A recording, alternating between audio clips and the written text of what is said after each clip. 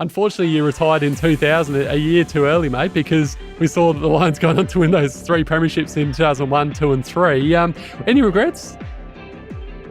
None at all. This is Legends with Bevo. Thanks to Anytime Fitness Glenelg, Renelec Electrical Services, Tiger Tennis, and SMS Gas Installations. Richard Champion, great to have you on Legends with Bevo for a chat. Now, you played 183 games for the Brisbane Lions and the Bears, and also you played 79 games for the Woodville Warriors back in the day. A Kadina boy growing up. Talk to us through your footy journey as a junior and how you got to play for Woodville. Hello, Bevo. First of all, thanks very much for having us on the show, mate. Really appreciate it. I do apologise for the backdrop here. I'm coming live from Cell Block C. Down here, I got 6 months for still frosting my hair at the age of 53. It's brutal path pretty quickly, but anyway, there you go. Mate, my junior career, yes, I just played juniors in Kadina up until about sort of 15 years of age, and I was going to high school at the time. And Jeff Baines, a former South Adelaide player, was a teacher at the school, and I was still available for senior Colts. And we were just having some kicks out on the oval one day, and he sort of came and said, "Why don't you come out and sort of train with the seniors for this week? We're starting the season in a couple of weeks." And I said, "Oh, mate, I'll be going to the senior Colts training." And he said, "No, come out to the senior." And I just didn't feel comfortable with that. I was just a kid. I was 15 and started training with these men, and all of a sudden I was thrust into the full forward role in the A grade side, and kicked 9 on debut, and I thought maybe I can actually mix it with these guys. So that's so my junior playing was just through mini league, junior Colts, senior Colts, and then started playing sort of senior footy at a pretty young age, and just went on from there. And you played under some pretty big name coaches, Russell Ebert, Malcolm Blight, 2 of the biggest South Australian names around Australian footy terms, really. Yeah, indeed. And then almost Neil Baum as well, who I went to, I think, 1 or 2 pre-season trainings just before I was drafted. Well, after I was drafted to the Bears, and just pre-season, I just went and joined them, and he sort of said, "Yeah, come and have a run with us before you head up." So, but yeah, two big names for sure. And Malcolm Blight was my idol sort of growing up. So I obviously played for Woodville, where he sort of captain coached there for a while, and then Russ Ebert for the couple of years before I left. So it's just synonymous with footy in South Australia. So 2 massive icons. Blighty was famous for dishing out a big spray, and we all know about those over the years. What was Russ like, though? Was he a bit more calm, or did he like dishing out a spray as well? Russ was pretty calm. His persona is very calming, and I think Russ doesn't have to say too many words to actually get his point across. And I think that's what I learned with my couple of years under him. You sort of knew where you stood just by his demeanour. He didn't have to yell. He didn't have to make us do training drills at 3/4 time during a game like Blighty did when we weren't getting the job done. That was quite embarrassing. Oh my God, I could seriously write a book on what happened when Blighty was coaching us. There was weird stuff going on, but that's Blighty. But he got the results, and he went to Geelong obviously and got some great results there. Just couldn't quite get the job done as far as a grand final win, but took them to a few. Mate, they were interesting times. But hey, as a young country boy growing up, that's all you knew. And then, of course, I went to the Bears and under Robert Walls there, and Woolsey had his own way of doing things too, and we had some weird stuff happen there. Do you want to share a few stories? Well, in fact, I think it's been well documented already what happened with the whole boxing thing. If you look up a video called "The Passion to Play," one of my mates who unfortunately got killed in a car accident, Rob Dixon, actually produced this video. It's called "The Passion to Play." Have a look at it, and he reenacted this scene that we did at training one night when a couple of players were disrespecting the opportunity that they had at the Bears at the time and going out in Surfers Paradise, during the week and before games and all this sort of stuff. And he made them take on some 6 boys, some big boys too. And Philip Walsh was one of them actually. And and they basically got their heads punched in by their teammates training. Yeah. All right, that's a tough way of disciplining someone, isn't it? There were two boys from Perth. So Shane Stremple, he was the one who was made sort of take on 6 guys for a minute each. And the other guy, David Ogg, was made run 40 laps of Carrara while this was happening. I don't think he's finished them yet, and that was like 25 years ago. It's about sort of 550 metres in circumference, I think. So, mate, but this is all I knew. This was in my first year when I moved there. I said, "Is this AFL? Is this what actually happens there? This didn't happen at Woodville. Well, sort of with Blighty, but surely this isn't the norm." And as it turned out later on down the track, it all come out, and he got in a bit of trouble for it, or at least was questioned about some of his methods. And Blighty, I heard a story back in the day from an ex-player from Woodville, actually, Rocky Butterworth. He told me a story about Blighty actually getting the magnets and throwing them in the mud or something back in the day. Did you come across that as well? I didn't get the magnets in the mud, but what we did get was one night at training, we sort of gathered in the change rooms, and then the coaches would tell us, right, head on out and do a warm up and whatever. We got smashed this one week, and then the Monday night come around and we were sort of gathered just waiting. He said, right, get out and start running laps. We started doing that, and he brought us in. He came out with Johnny Reid at the time. He said, right, I want you to keep running laps in single file. And he said, we didn't go hard at the ball on the weekend. So what I want you to do, as I call out your name while you're running, I'm going to roll the ball out. And Reedy sort of rolled the ball at us this way, and Blighty was coming at us at 100 mile this way. Oh. And just as you were bending down to pick up the footy, Blighty come in and just smashed you with a hip to every player. We're talking a list of 40 odd players. And he called out everyone's name while we kept running laps in a single file, called out your name, and you dare grimace when you go to pick up the ball and he's coming and smashing you from the side, you're out. So, mate, that was just one of many that I could tell you. You learn pretty quickly that he meant business. And his methodology, again, was a little, I guess, old school or skewed towards that physical side of things, but mate, it's all part of the journey, right? Exactly. I caught quite a few sprays playing our local footy back in the day, so I know all about it. Not quite a coach trying to take me out or anything like that, but and hey, Chance, were you close to playing for the Crows? Because obviously you mentioned Kadina boy growing up, and you went to the Brisbane Bears. The Crows came in back in 1991. Were you close to playing for Adelaide? Well, look, as it turned out, I probably could have, but just with the whole politics that went on with the drafting at the time and where clubs were with players on their lists, etc., I was never given that opportunity. So when the Bears first come into formation, they had quite a few South Australians on their list who never actually went to the club. And when the Crows come into play, the Crows had a choice of 2 players on every team's list at the time, and both the Jarman boys were on that list at the time, along with Gary McIntosh and myself. So the Crows naturally chose the 2 Jarman boys, absolute superstars, and the Crows knew as well that Darren Jarman wanted to play for Hawthorn. He didn't want to play for the Crows.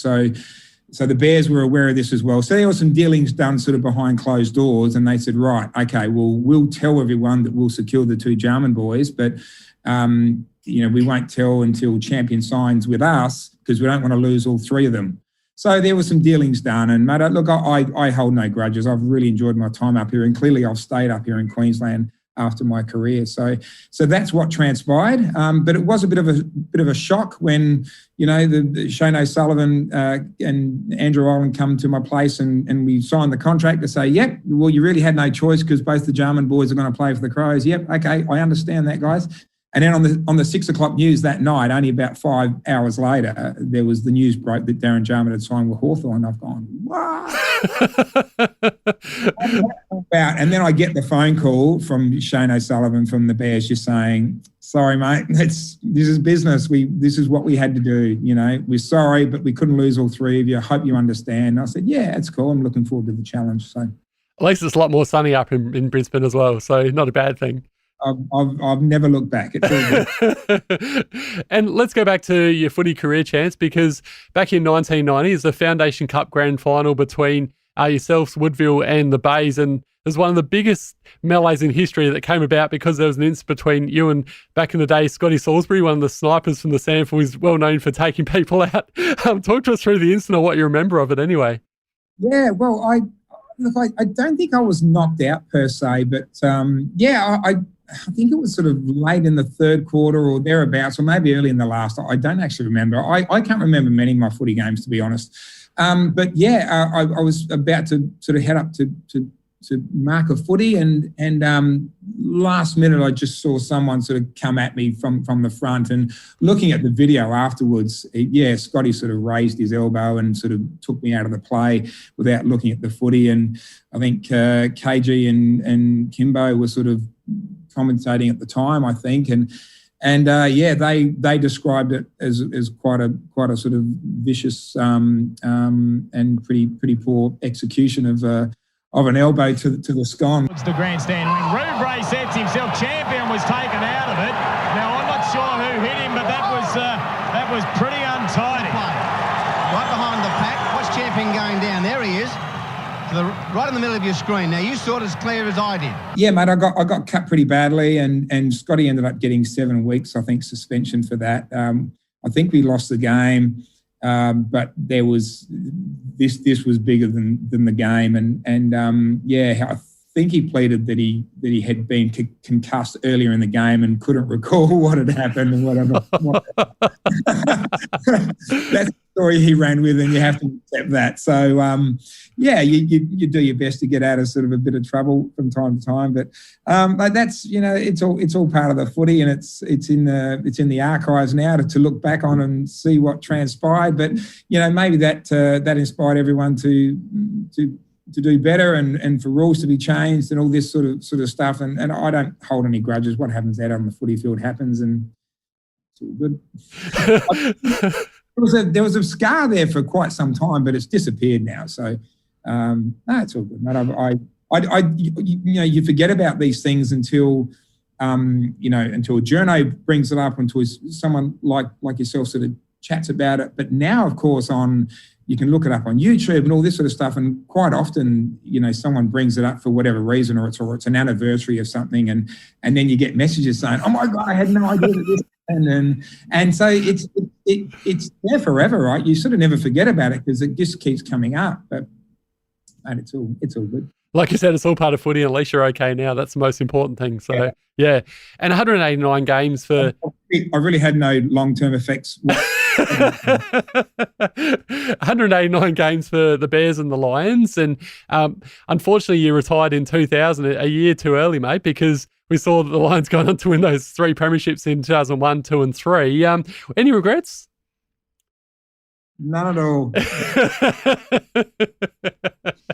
Just give me a moment.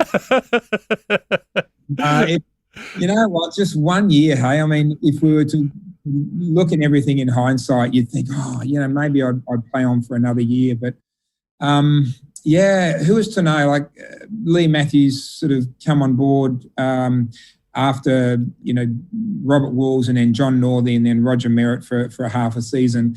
And, Lee coming on board, and he sort of got us sort of off the bottom, and we were working towards this. And then in my last year in 2000, my form sort of dropped away a little bit, and I was 32, and that sort of tends to start to happen from time to time, and you start to sort of doubt yourself a little bit. But we were heading places, but who was to know what was going to happen that next year? And anyway, I remember getting literally a tap on the shoulder as we were heading out of the Gabba to head down to Cooperoo to do some pre-season early in the week training session. And then we were coming back. We were only sort of 4 weeks off finishing that season, I think. And he just sort of said, "Look, what are your plans for next year?" And I said, I'm keen to play on. And I'd been sort of in and out of the side twice that year, and it had never happened before. And he just lost a little bit of faith, I think. And I was probably starting to doubt myself a little bit at my age. And I'd had quite a serious leg injury as well. My quad, I tore that in half sort of the year before against Port Adelaide, and that sort of played its part as well. I never got back to full strength with that, and I think that was in their minds as well. And he said, "Look, I just want to give you the opportunity to you to have your say as to when you want to finish up. But he said, I've got no guarantees for you for next year. I'm not sure where I'm going to play you. You know, I was playing centre half forward actually during my last couple of years. And he said, there's this young kid called Jonathan Brown who we've just, brought to the club and we want to try him at centre half forward. And I thought, that'll never work. What are you talking about? Actually, it turned out okay. But I sort of saw the writing on the wall then there, and I thought, you know what, do I make a call now? And I did. So I literally sort of, from that tap on the shoulder and that very quick conversation, I sort of ducked over in my car in the car park and shed a few tears, I'll be completely honest with you, and thought, shit, this is it. And I went down to training, down to Cooperoo, and just trained my guts out. I just trained the hardest I ever trained. I was the loudest on the track, just sort of trying to embrace every last training session I was going to have with these guys. So, yeah, that was a tough pill to swallow. And then we still sort of finished off the last sort of 4 games that I was playing in the twos at the time. And then there was an injury to Dan Bradshaw sort of in a final, just before a final. I thought, I've been playing well in the twos because I was really embracing every last minute of this AFL career. And I thought, I'm a massive chance to actually be elevated again into the senior side. But Lee is pretty set on his ways. And when he sort of realises that you're not part of his future, and this is on a week-to-week basis, mind you, and he stands by it. His mandate is to win a footy game, or was when he was coaching, win a footy game every week. Now, if you're not part of that 22, even if you're Michael Voss or Jonathan Brown or whatever, you're not part of that 22 this week, don't talk to me. Don't want to know you. That's just how he rolls. You're not going to help me win this game this week. Don't want to know about you. So he's pretty stern with his approach to footy and winning games. And that was his approach to me, I think, towards the end of my career, saying, well, you know, he's no good to me in the future. Maybe it's worthwhile bringing someone younger up or having a replacement there that might, you know, be beneficial for him later on down the track. So I understood that. He had a lot of praise for the way that I sort of took the news and sort of opted out at the time, which I respected. And we're still good friends today. I actually team up for a lot of speaking gigs now that we work together when I MC something and he's a guest speaker. So, yeah, we get on well. I think we've got that mutual respect there. Mate, you'll have to come over to Adelaide and do one of your speaking shows, you and Lee. That'd be amazing. Hey, you know what? I haven't been to Adelaide for a speaking gig for a while, but I do remember once. So I know Cornsey was in a band for a while. I'm not sure whether Studley still is, but I got asked to, and someone straight after the singing show that I did, the It Takes Two, the reality singing show, someone thought that I was actually a fair dinkum singer, and they invited me to sing some songs at this. Actually, I think it was like a Hall of Fame dinner, SANFL Hall of Fame dinner.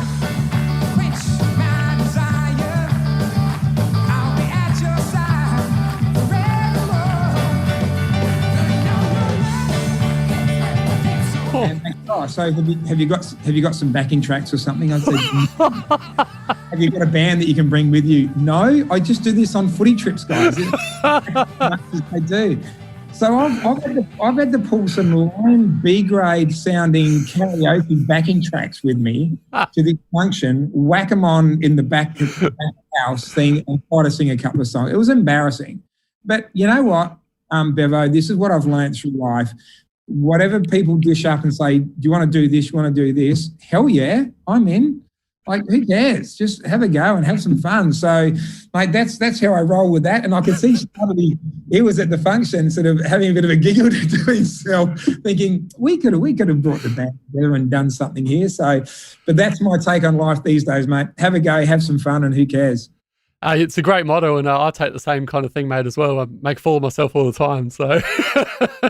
Getting back to the footy though, mate, so you played against some of the biggest names in history. I think I remember seeing Modra stand your head a couple of times, and you played on Lockett and Dunstall, you know, some of the biggest names of all time, Ablett, of course. Who was your toughest opponent though, and why? Yeah, you know what? When you look back on it, and at the time you just think this is just how it is, but footy's changed so much. If you look at how many stay-at-home full forwards there are these days, there's not too many. Even Joey Danaher's now been obviously drafted to Brisbane, but he's playing up the ground a lot now. You got probably Jack Revolt for the Tigers. You've probably got who else? Oh, you've got Kennedy and Darling for West Coast, and maybe Buddy to a little extent with Sydney. But back in those days, back in the 90s, every team had a gun full forward, and that era was fantastic to play in. As a fullback, having to take on that challenge each and every week, I just loved it.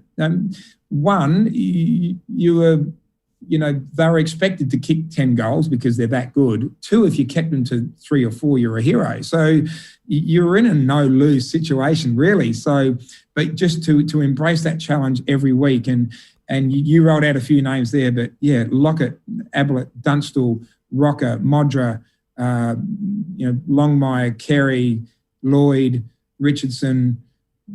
Every team had guns, and every week you just rolled out, right, another challenge this week, another challenge this week. To answer your questions, it's really hard to pinpoint it because, as you know, you look at the record books, they're all capable of kicking 10 goals every week, but they all had their strengths. They didn't have many weaknesses, but they had lots of strengths.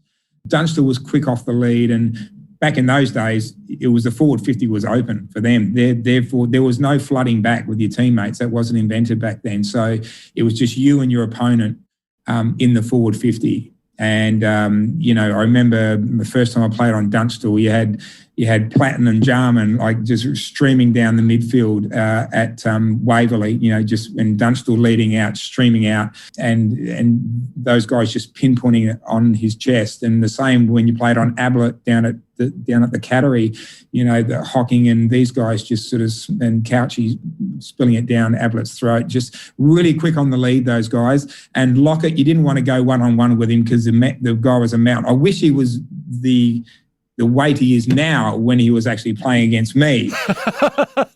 88 kilos now, plugger. He was 112 or 15 or something when he was playing. So you had to be real strategic how you played each player. And obviously, it's going to be interesting to see how the Lions go, the Power, my Melbourne, and the Bulldogs in Melbourne as well. It's going on quite nicely. It's very exciting. And the Cats, and you can't write off the Tigers. So there's so many teams in it really this year. Every year there's a team that surprises, and Melbourne have surprised everyone this year. And they were much like Richmond, I think, about 4 years ago, where they say, oh, yeah, they'll drop off, something will happen, but they didn't. And the same with the Bulldogs, a few years ago when they won, they'll falter at the last hurdle. We just used to saying that. We're used to the same olds being up there, but I'd love to see Melbourne win. Their supporters are so passionate and they're really on board at the moment. So it's good to mix it up, and it's good to have another team that's surprising people and someone to talk about. So, undefeated at the moment, the D is unbelievable. So who knows? But, a few little injuries to key players, and that can switch pretty quickly. So exactly right. It's a great season.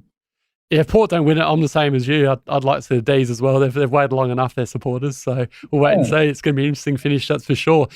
Hey, before I let you go, mates, you're obviously doing some great stuff there with Triple M, and you're doing some presenting with Channel 7 as well. And how can people get you involved if they want to hit up Champs for MC gigs? Yeah, look, I've got my own website, so richardchampion.com.au. You can contact me on there. Most people got my phone number these days. I'm not too hard to get hold of. So, but yeah, there's a website there, richardchampion.com.au. You can just make a booking or get in touch. All my details are on there. So, mate, look, I love meeting people, love telling stories, and I've got a gazillion of them to tell. Occasionally I'll rip out a song if I'm in the mood. Yes. how bad I actually am. What I like to do is if you pardon the French, I like to do a bit of a piss take on people that have mucked up a little bit or have things haven't quite gone their way, and I actually change the lyrics of famous songs. And my mate Akka comes to mind, Jason Ackermanis, and the Essendon drugs saga. I've got a little sort of quirky one with that, and so I like to have a bit of fun with some things. So that quite often gets rolled out at sporties nights. Mate, well, we look forward to hopefully having a beer with you one day. And thanks so much for joining us, Legends of Bevo, Richard Champs champion. It was an absolute pleasure.